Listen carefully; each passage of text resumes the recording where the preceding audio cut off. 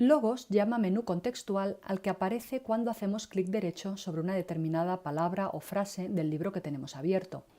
Este menú consta de dos mitades. La columna de la derecha me pregunta ¿qué quieres seleccionar? La columna de la izquierda me pregunta ¿qué quieres hacer con eso que has seleccionado? Vamos a ver cómo cambian las diferentes opciones que se muestran en estas dos columnas en función del tipo de libro que tenemos abierto y para qué puede resultarnos de utilidad. Aquí tengo abierta la chequera del Banco de la Fe, un libro de devocionales, y me ha gustado esta frase. La selecciono y al hacer clic derecho sobre ella, Logos por defecto ya tiene escogida la primera opción, la de la selección, lo que yo he seleccionado. Y ahora la columna de la izquierda me pregunta ¿qué quieres hacer? ¿Copiar esta frase para llevártela, por ejemplo, a un documento de Word? ¿O quieres convertirla en una copia visual? Yo voy a elegir esta segunda opción y Logos me abre la herramienta multimedia escogiendo un fondo bonito para esta frase que me ha gustado. Podría además cambiar de fondo esa imagen e incluso seleccionar una en la que aparece la foto del autor, en este caso de Spurgeon. Ahora tengo abierto un comentario bíblico, estoy estudiando Daniel, y veo que el sueño de Nabucodonosor representa una sucesión de imperios y me apetece estudiar con más detenimiento el imperio de Media. Pues bien, hago clic derecho sobre esa palabra y veo que el menú contextual me ofrece ahora más opciones que antes. Yo podría elegir Media, que es la palabra que he seleccionado, o podría haber seleccionado todo el párrafo o incluso la referencia de todo el capítulo en el que me encuentro. Pero ahora también aparecen opciones diferentes, como por ejemplo esta, que me permite estudiar el evento bíblico al que hace referencia, o bien podría estudiar como tema de predicación las sectas y religiones no cristianas, o incluso podría estudiar el trasfondo cultural relacionado con el sueño. En mi caso, como lo que me interesa es estudiar más acerca de Media, elijo esta primera opción y de la columna de la izquierda voy a poder elegir o bien consultar en el mismo panel en el que me encuentro o consultar abriendo un panel nuevo. Elijo esta opción y Logos me abre de inmediato el diccionario que yo tengo estipulado como favorito justo por la definición de media, que es lo que me interesa estudiar. Pero también podría haber elegido otra opción. Podría haber elegido estudio de palabra bíblica, en cuyo caso Logos me abre un panel en el que poder estudiar esta palabra. Otra posibilidad es ver en qué otras partes de este libro se hace mención a Media, por si quiero seguir investigando, pero dentro del libro en el que me encuentro. En este caso, escogería esta opción, la opción de buscar en este recurso, una búsqueda interna. Cuando hago esto, Logos me resalta en color las veces que en este libro se hace mención a esa palabra.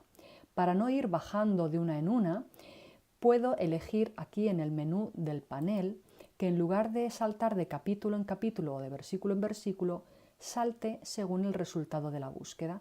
En mi caso, al elegir esta opción, cada vez que yo dé clic en esta flecha, Logos va a ir buscando en qué otras partes de este libro aparece la palabra media.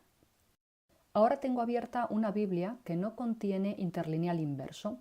Cuando abro el menú contextual sobre la palabra Mesías, me ofrece la posibilidad de elegir solo esa palabra, o bien toda la frase, o bien la referencia bíblica, porque ahora sí estoy dentro de una Biblia. Esta será la opción que tendremos que usar si lo que queremos es agregar una nota a una referencia bíblica, como aquí tengo en el versículo 24, y que quede vinculada a este versículo bíblico. Y así podremos tener esa nota en otra Biblia. Pero si lo que quiero es estudiar solo la palabra Mesías, elijo esta primera opción. Podría estudiar la palabra bíblica o explorar el tema del Mesías, o podría buscar en qué otras partes de esta Biblia aparece la palabra Mesías, o podría agregar una nota comunitaria o una nota privada, etc. Incluso podría buscar qué es lo que dice la Wikipedia acerca del Mesías. Podría también haber seleccionado toda la frase y enviarla a la herramienta lienzo para hacer de esta frase un esquema.